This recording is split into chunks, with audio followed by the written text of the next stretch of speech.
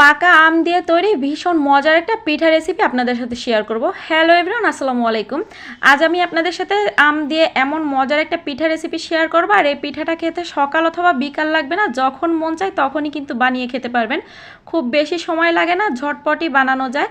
আর আমার বিশ্বাস, এই পিঠাটা যদি আমার রেসিপি ফলো করে একবার বানিয়ে খেয়ে দেখেন, পরে আপনাদের আফসোস লাগবে, ইস আরেকটু বেশি করে কেন বানালাম না। আজকের রেসিপির জন্য আমি একটা পাকা আম নিয়েছি, আর আমটা খুব ভালো করে পরিষ্কার পানি দিয়ে ধুয়ে নিয়েছি। আর এই আমটা আমরুপালি আম নিয়েছি। এবারে আমটা খোসা ছাড়িয়ে নিচ্ছি।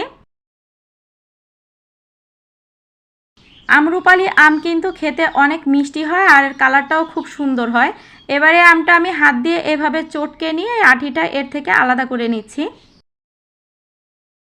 এবারে এই আমটা হাত দিয়ে খুব ভালো করে চটকে চটকে মিহি করে নিচ্ছি। আর এভাবে কিছুক্ষণ চটকে নিলে দেখবেন এটা এমনিই মিহি হয়ে যাবে। আমের